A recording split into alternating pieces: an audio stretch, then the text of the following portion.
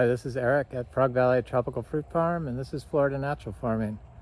Today I'm going to talk about the whole systems approach to plant and human health.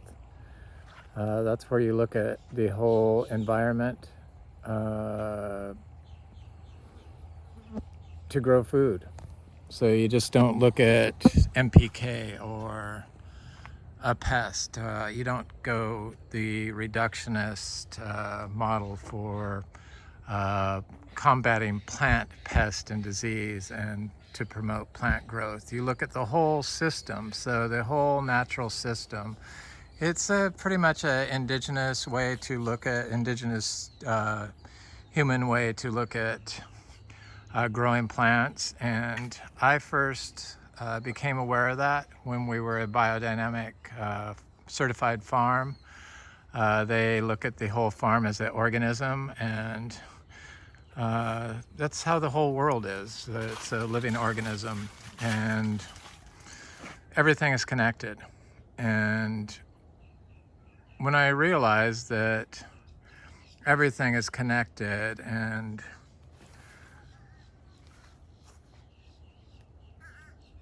it enables all life to thrive,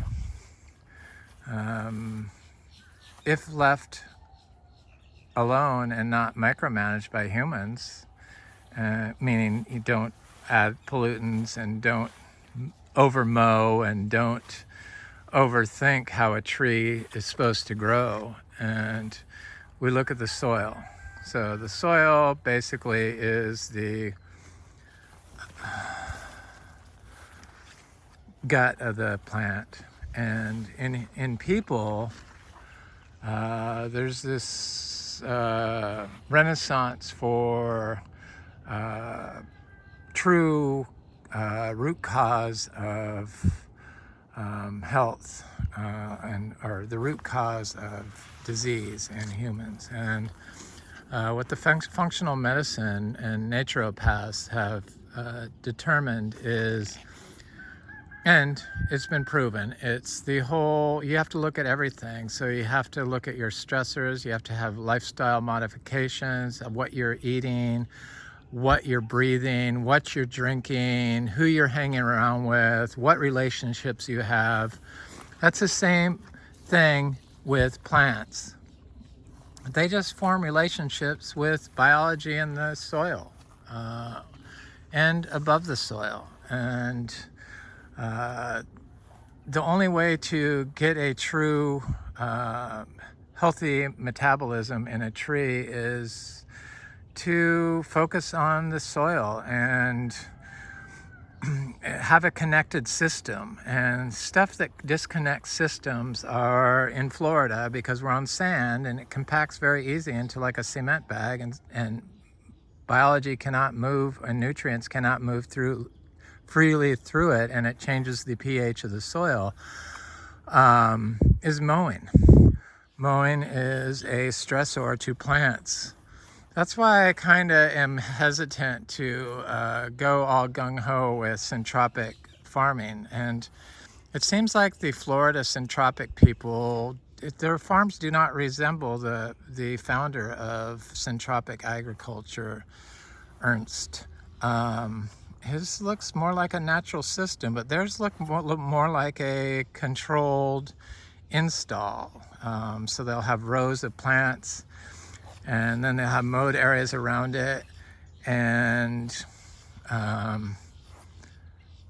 water table here in Florida is super high. This is how high our water table is right now. So it's like a foot below ground. So when you do a chop and drop over and over and over again, first of all, the plants get stressed out. They've shown that mowing and cutting plants, they get stressed out.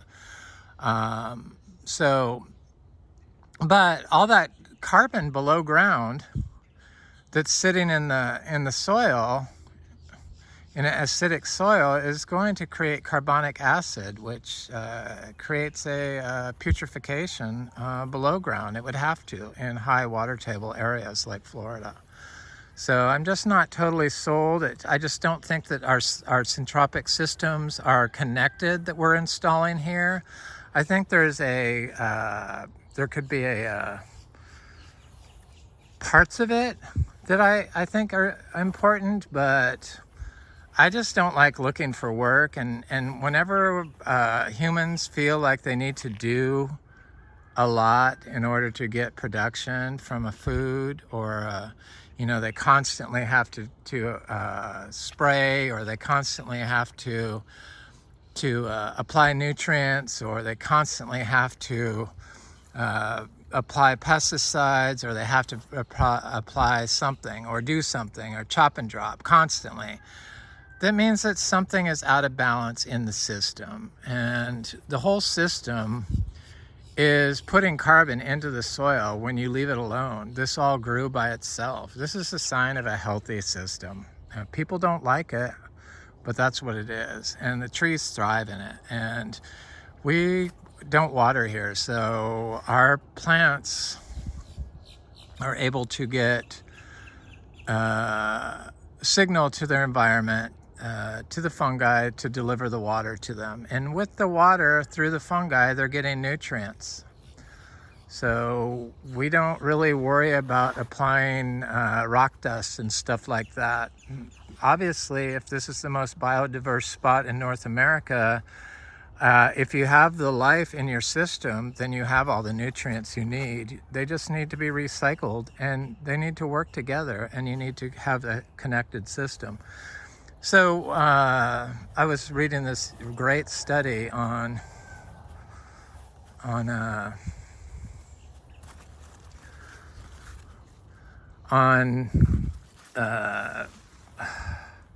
what was it? It was neurotransmitters and plant signaling. Because plants have neurotransmitters, much like we have. They're finding that the neurotransmitters from the gut to the brain, it's a signaling molecule, neurotransmitters that trigger responses, so anti-inflammatory responses that create reactive oxygen species. And when we have an out of balance system due to heavy metals, environmental pollutants, what we're feeding, or feeding ourselves, what type of food we're feeding ourselves, what the air is like, what the water is like, depending on what you're being exposed to in your exposome, your chances of your reactive oxygen species being mediated naturally are affected. And if you have consumed pollutants in the form of heavy metals or forever chemicals, chances are, or you're eating the wrong foods, processed foods, you have leaky gut, which is going to affect your body's ability to keep its bacteria load balanced, to create a homeostasis effect that was going to enable to send the neurotransmitter to your brain to tell you to stop producing reactive oxygen species if you bruise your leg, or if you over-exercise too much, or something like that. And so the same pollutants and the same environmental factors that are affecting us, pollutants, bad air, bad water, what we're eating, is the exact that affects the reactive oxygen species being mediated. They're good as long as everything is working correctly. And you have to have everything. It's a whole systems approach to our health. It's the same thing that has to apply to the soil and the plant. So if you're feeding your plant chemicals that are salt-based, made from industrial pollutants that contain probably heavy metals and forever chemicals, because that's what they contain, the fertilizers, the salt-based fertilizers, they're pollutants, then your plant's not going to be able to have the relationship with the biology in its root zone that is going to enable it to signal to the environment when a stress event comes along. The pollutant's going to damage the mitochondria, so the neurotransmitters in the plant are unable to provide an antioxidant response to abiotic stressor like drought or cold or heat or salt or nematode damage. So what you feed your soil is much like us. So if you're feeding processed chemicals to your plant, you're starving the soil, and you got to feed the soil, not the plant, and the soil will feed the plant. And if you're totally ignoring the soil in the process of getting NPK to your plant, then your plant's ability to signal via its neurotransmitters from its root to its leaves are affected, and it's not going to be able to adapt to a cold event or a water stress event. And other things that affect it are mowing. Mowing causes compaction, and removing all these plants would cause a stress effect to the plant, because all these plants is where the biology lives, in the roots of the plants and inside the plants. I believe that nutrient deficiencies in food, because food crops, everyone knows that the food today is not as nutrient dense as the food 70 years ago or 100 years ago, and yet they've had biodynamic farming that whole time. And sure, biodynamic food is probably a little more nutrient dense than other food, but it's not like, it still is reducing the nutrient load from 100 years ago to now.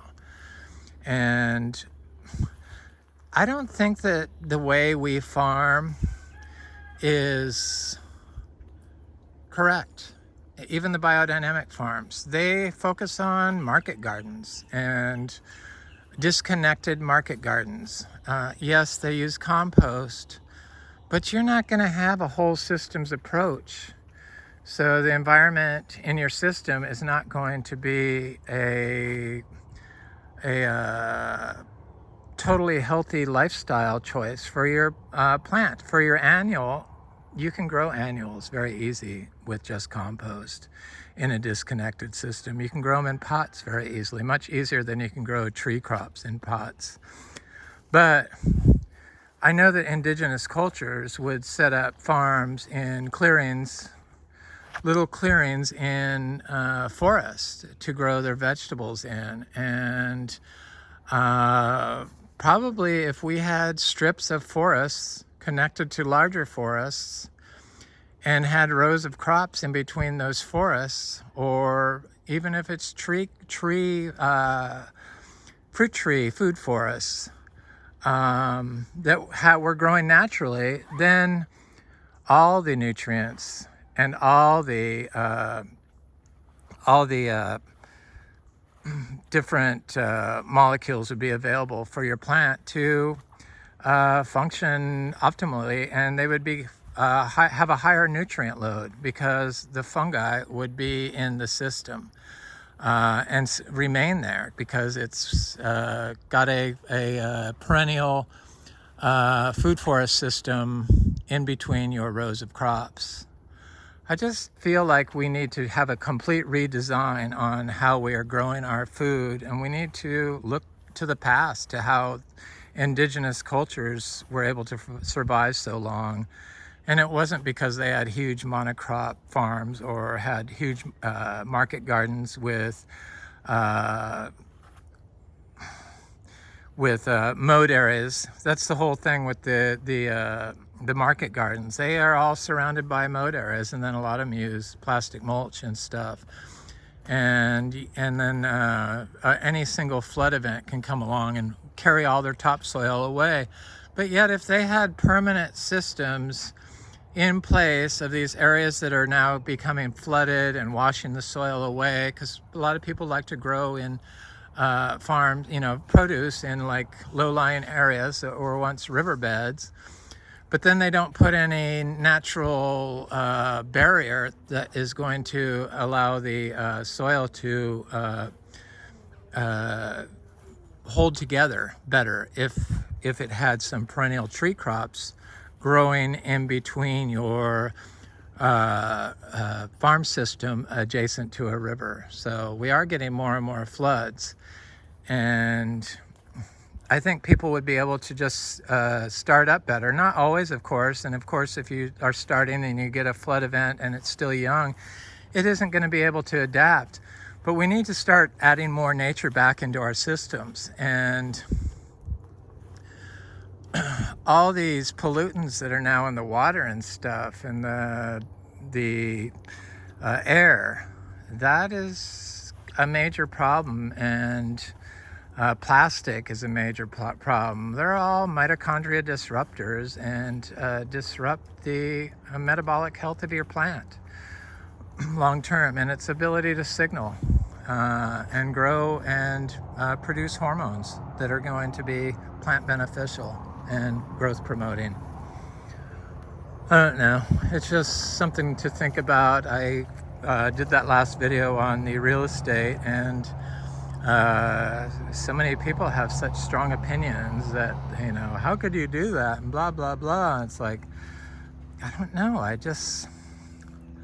we are getting that other farm. We've always had two properties for the last 40 years. We've always had two properties, or not 30 years at least.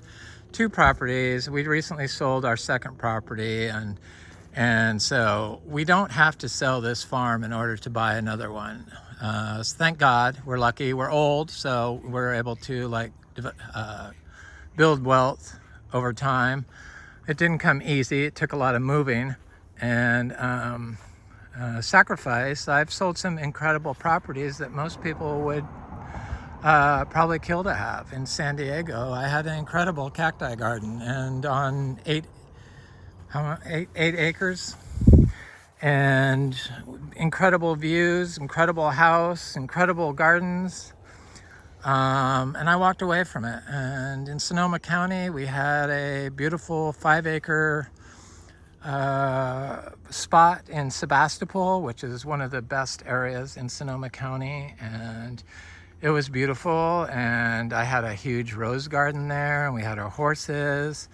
I was able to walk away from that, and I had a great big huge antebellum mansion in New Orleans that was quite stunning and extraordinary, and I was able to walk away from that.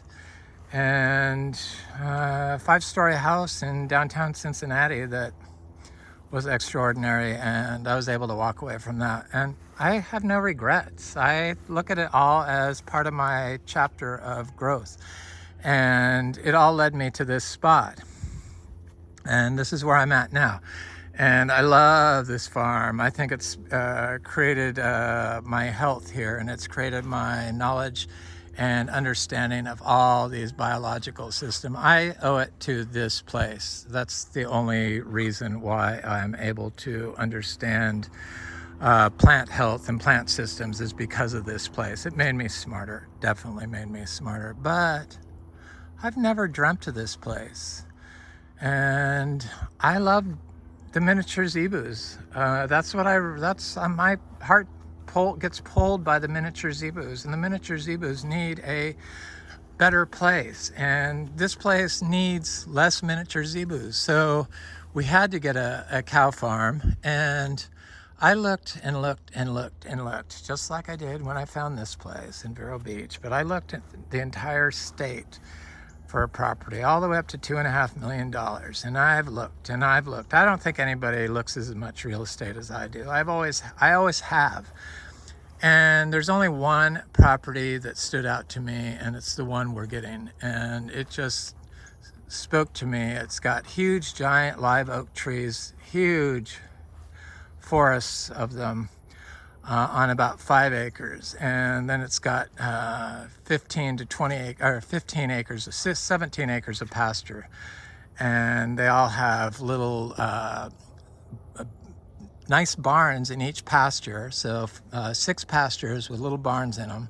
And then it's got a 16 stall, it was a horse breeding facility, 16 stall concrete block, very nice one, horse barn with wash rack and living quarters. And it's got a guest house, and it's got another house, and it's on a dead-end road, and it's surrounded by a state park, and it's on the land that was the first ranch in California. I mean, California. See, I'm getting brain dead here. It was the first ranch in the United States. Yeah, it's the first ranch in California too. I guess it's not in California though. But it was the first ranch in the U.S. Why do I keep saying California? I don't know. So it's just like it's a really nice spot. And I love this farm. We're not going to like give it away. We're not going to rush out of here. We don't have to sell it, but I've been very honest about I don't like selling fruit, and I'm not going to do a nursery. And my partner said he would sell the fruit, but he doesn't like selling it either. And he likes the Zebus, and I love the Zebus. And that's really what we want to do. I mean, I feel like that's what we were meant to do. But I'm also going to install, fix the system there from scratch, because of course this beautiful oak forest has been completely mowed and probably is horribly compacted. And I want to go into a system in Florida, because I love Florida.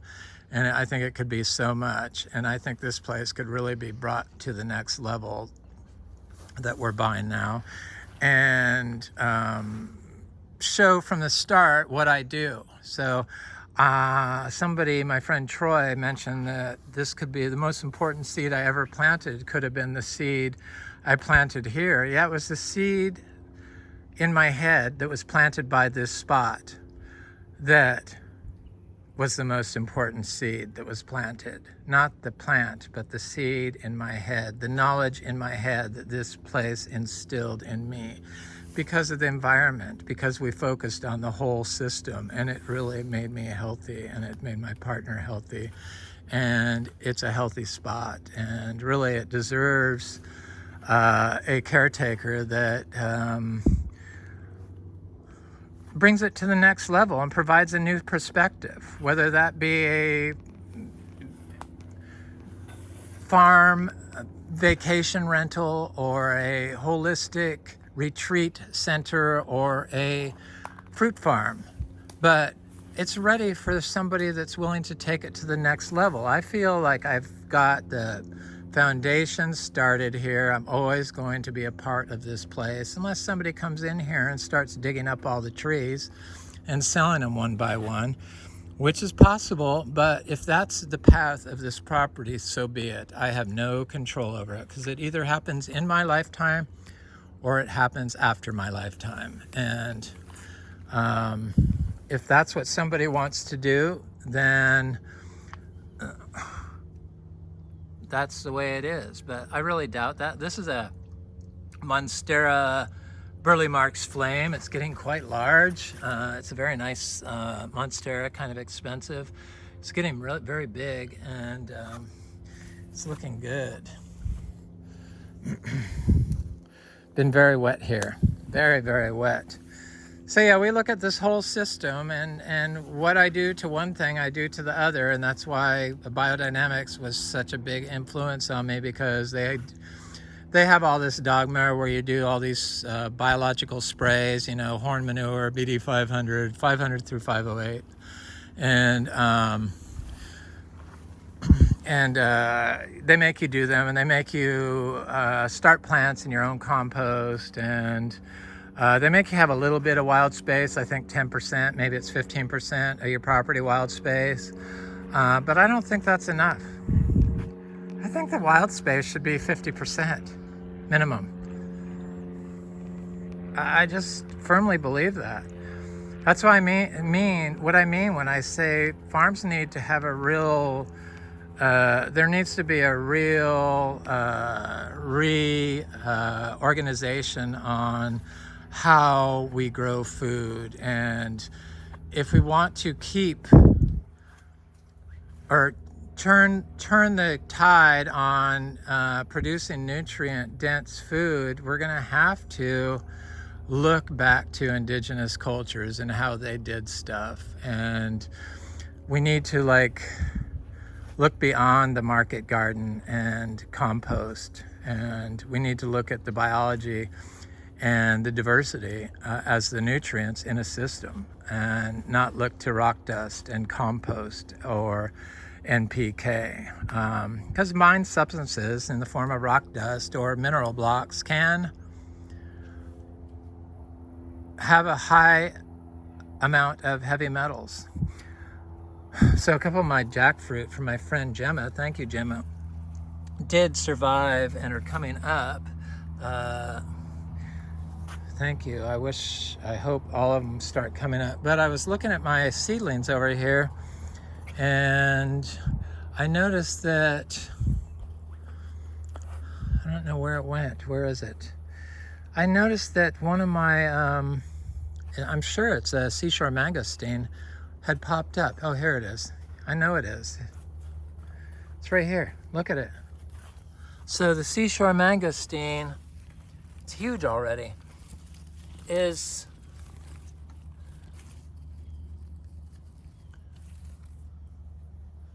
the seashore mangosteen. Is that a seashore mangosteen? Or is this it? Yeah, that's seashore mangosteen. I'm sure it is. Can produce fruit if it's unpollinated from a female tree, or can produce a plant. Now, there's some things I would like to learn that I'm not able to do in the short time I've been here, and probably the next 10 years that information is going to become available if I was to stay here and do these videos, is whether or not the unpollinated female dioecious garcinia, like the seashore mangosteen, from a fruit from a female tree that was never pollinated by a male, will only produce female trees. I'm fairly certain that's the case, but I don't have proof, and that little tree is going to be my proof. So I planted some more big seeds, so hopefully they're going to pop up, and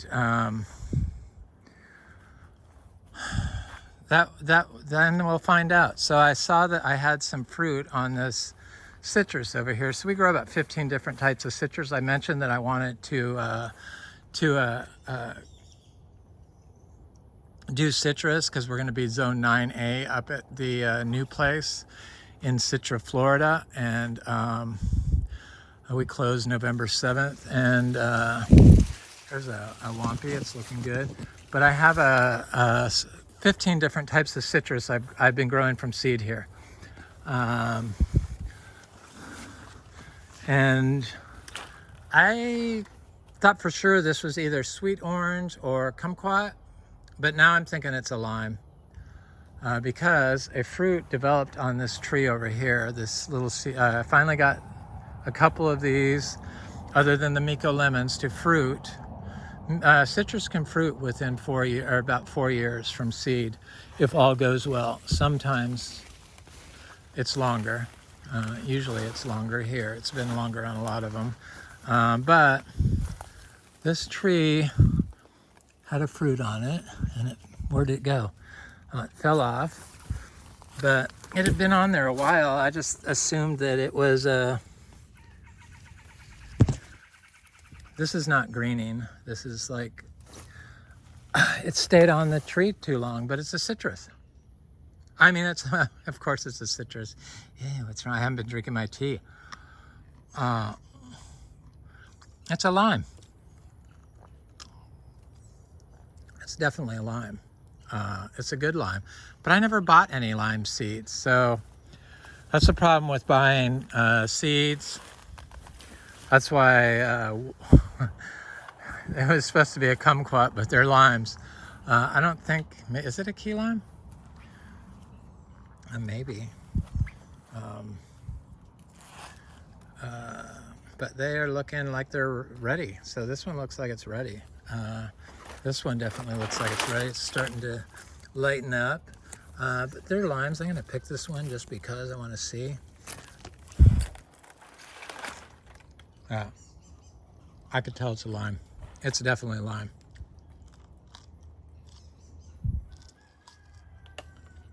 They're good. A little big to be key lime, but they're delicious.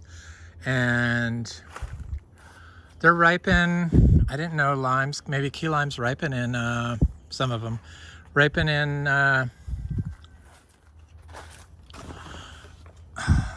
but there's a lot of fruit. This is the first time this little tree fruited. And it also flowered again in June. So it's got littler fruit on it. So I was excited about that. It has a lot of little fruits all over it, and that's the first flowering it did. I just recently gave it some daily compost. This is our daily inputs, our whole food, not chemicals and not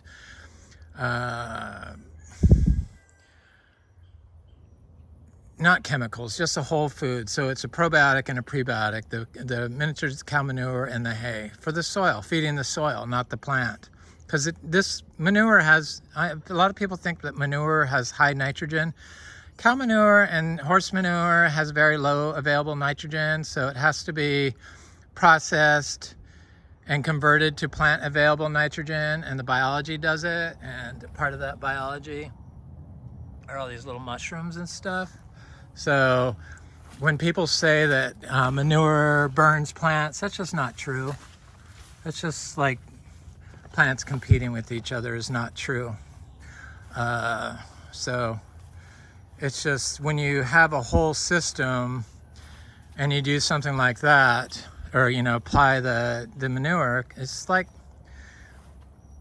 I think it's 1% of nitrogen is all that's available of organic nitrogen from manure. So it does have to be converted. I know what kind of mushroom that is now.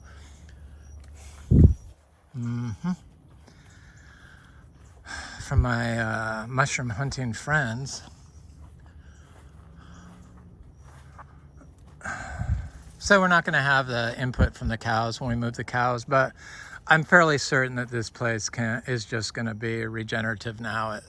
It's just going to function like a forest system. Everything is just so healthy that it's just going to keep recycling the nutrients and all the insects and all the plants that are leaching nutrients into the soil via its root exudates are going to keep the cycle going, and then water moves freely through the system. Everything is interconnected. It will function like a forest food system now. So having something like this in 20-foot wide strips, and then having a 20-foot wide strip of market garden, and then a 20-foot wide strip of this, and then a 20-foot wide strip of market garden, all those Florida centropic people, probably market gardens in between your rows would be okay, even though I feel like centropic causes undue stress on the plants. I mean, they've shown that cutting plants get stressed. So when you put a system out of balance, which that would do because it's unnatural, then your ability of your plants to function naturally are limited. And that's what it all comes down to. You want your plants and your soils and your systems to function naturally, to benefit all, with minimal human intervention. I'm so excited about these limes because I like limes. I use them in my cooking, so I need to start these seeds and bring these to my new farm, our new farm, and if all goes well, I can plant them up there and start doing videos. So I'm going to go up there in next Friday, and I'm going to do a video. It's my inspection, but I'm going to do a video of our new farm, and you'll see what was calling me. It's just an incredible spot. It's just gorgeous. Anybody that's been up by Ocala knows how beautiful it is with those huge giant live oak trees and horse farms. This one is extra special though. It really spoke to me, spoke to my partner too. So we're excited, very excited. I got another fruit off. This is that seashore mangosteen. I got another fruit off. Oh, there's one here too. So I wanted one. So I've been looking for fruit on this thing and I couldn't find any. Granted, these are like tiny representatives of the seashore mangosteen. They should be a lot larger than this. It's the first time this tree fruited, but we did get some fruit that were quite large. This has been my favorite mangosteen so far. I don't know if it's because it's new, but it has a smell to it. It's the only one that the animals like. They leave all other garcinias alone, but they do like the seashore mangosteen because it, I think, has a scent, and probably because it's red. And so these little tiny ones, they're all flesh. There's no seeds in them. So my friend Tim is coming by here this morning, and I'm gonna let him taste it because they're really good. They're delicious, and I love the garcinias. I'm bummed that I'm not probably going to be able to grow them up in Ocala area. So here's a cashew, definitely not going to be able to grow that. But I'm going to plant bananas. I'm going to do bananas all through the oak forest. Sure, they might die from freeze, but it's zone 9A, and most years they could probably make it. And it looks like 10A is encroaching on, or 9B is encroaching on that area. So who knows? Before long, it will be 10A. And I noticed the other day coming by here that this honeybee hive, this wild honeybees, we have wild honeybees here, that the raccoons got all the comb from, and I thought, oh my God, they got it all. But look at this thing. They're all back. I mean, the queen never left. I could still see a bee coming out of there, but that just shows that nature has a plan. And sure, we may shoot all the raccoons because they're getting your wild honey, but do we need to? No. There's a lot of raccoons here, in case you wonder. Of course, we have all this fruit, but they don't seem to bother the mangoes. The squirrels and the rats do, but we have so many mangoes. I'm still eating mangoes. I'm going to be eating mangoes in September. I just gave my friend Frank a bunch, and we went and picked the last of the peach cobbler mangoes, and Frank and Annette, his wife, and they brought me some peanut butter fruit. And then same day, my friend Nigel brought me a peanut butter fruit tree. So I got 4 peanut butter fruit trees all together from 2 different people on the same day, which I thought was kind of funny. But it all looks good. Look at all this cassava. I mean, there's definitely a lot of cassava that could be harvested here and sold. But I don't dig it up. People, there's interest in it, but I don't know. I don't know if anybody's going to even call on this farm for sale for $2 million. You would have to be totally interested in your health and infatuated with exotic tropical fruit, because we got the exotic tropical fruit down here. It has fruit year round, every day year round. But I want to look at these Garcinia latissimas, because that's what we specialize in here is Garcinia. They're the mangosteen family of fruit. There's a little coffee tree. It's from my friend Scott. But this Garcinia latissima, look at this. It's like 2.5 feet tall. And I think I bought the seeds less than 60 days ago. This has a red fruit inside. The exterior, I don't think is red. I forget. No, I don't think it is. So hopefully the creatures won't get it. It'll fruit eventually, but it's super fast growing. And I'm going to plant my seashore mangosteen near this because they're both Asian old world variety of mangosteen. And I found that the Asian variety mangosteen are pretty much mostly dioecious, so you need a female tree.